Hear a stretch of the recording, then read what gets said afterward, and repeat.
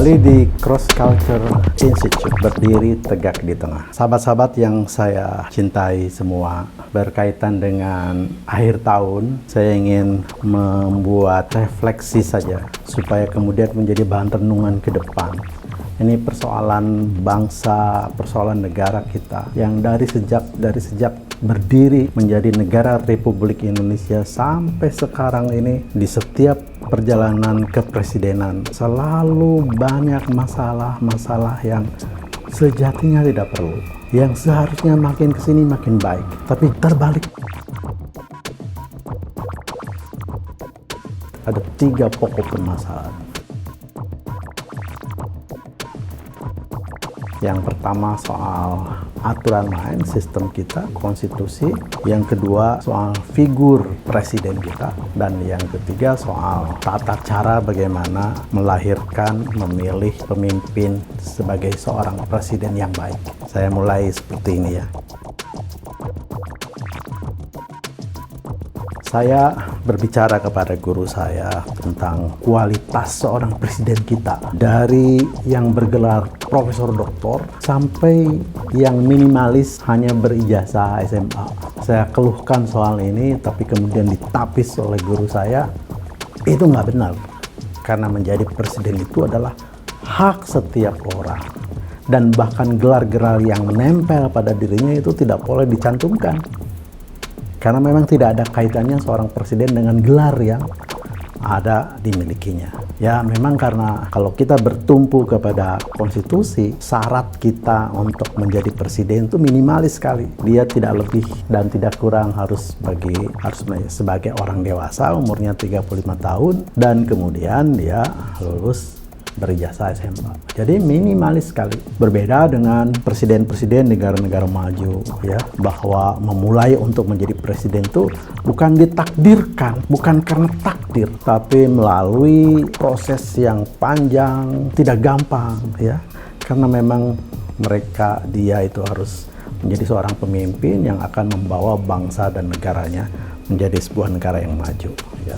Tidak ujug-ujug hanya karena punya ide, punya gagasan, punya prototipe model mobil gaib, ya kemudian orang jatuh cinta dipilihlah menjadi seorang presiden. Tidak, bukan itu. Itu tidak ada kaitannya dengan presiden. Jadi sekali lagi, bahwa itu adalah hak setiap warga negara ya untuk menjadi presiden dan dipilih oleh rakyat. Begitu. Tapi persoalan kemudian yang muncul adalah akhirnya menjadi sebuah kinerja. Jadi ada hubungannya antara kualitas seorang presiden dengan kinerja yang dia lakukan. Ya, kurang apa seperti Bung Karno dilihat dari kualitas pribadinya, ya, kualitas leadershipnya. Tapi akhirnya juga tumbang di akhir jabatannya, bahkan ditumbangkan oleh gerakan rakyat. Kenapa? Karena aturan yang mengatur dia menyebabkan dia itu terpeleset dan jatuh kepada kehancuran dirinya sendiri. Pak Harto orang yang menurut saya termasuk orang yang luar biasa, dia hebat. Dia bisa menata republik ini, dia bisa menata pemerintahan ini dengan sistem hukum yang baik, dengan perencanaan pembangunan yang teratur, dengan tujuan-tujuan yang terukur dan tercapai. Tapi kemudian di ujung jabatannya dia juga harus lengser karena diturunkan oleh rakyat. Sampai kepada Pak Habibie. Pak Habibie orang yang membuka tirani kekuasaan dari otoriter menjadi demokrasi. Dia buka pers yang seluas-luasnya, sebebas-bebasnya. Semua tahanan politik dia keluarkan karena penjara hanya untuk tahanan kriminal. Ya, Timur dia kembalikan kepada rakyatnya. Ya, rakyat disuruh, tapi akhirnya juga dia malah tersisih oleh partainya sendiri. Sampai kepada Gus Dur. Saya setuju, saya senang dengan cara berpikir Gus Dur ya. Tahu dia mengerti memimpin. Tetapi kali lagi karena dia dilahirkan oleh aturan yang buruk, dia datang dari partai yang kecil, dipilih menjadi presiden dan kemudian diimpeach lagi oleh orang yang memilihnya. Kemudian juga ini nih Megawati ya, dia hanya meneruskan saja. Dia dapat award ya dari poros tengah supaya kemudian melanjutkan kepresidenannya itu. Dan ternyata juga memang 2 kali dia mencalonkan diri, 2 kali gagal. Jadi memang tidak layak lah untuk duduk menjadi seorang presiden. Kalau bukan dulu oleh Pak Amin Rais, ya mungkin dia juga tidak akan pernah jadi presiden. Nah, kemudian SBY.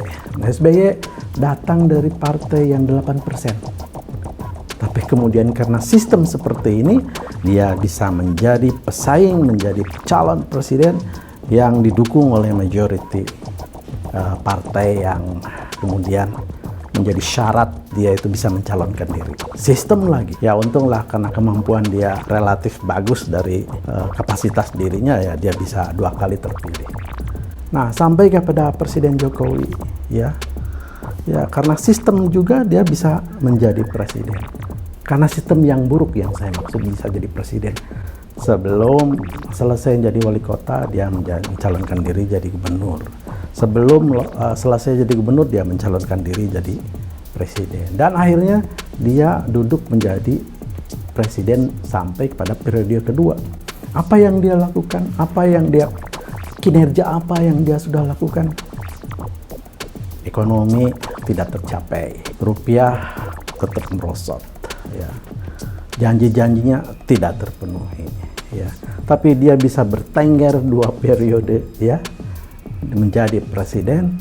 Itu karena sekali lagi sistem kita buruk.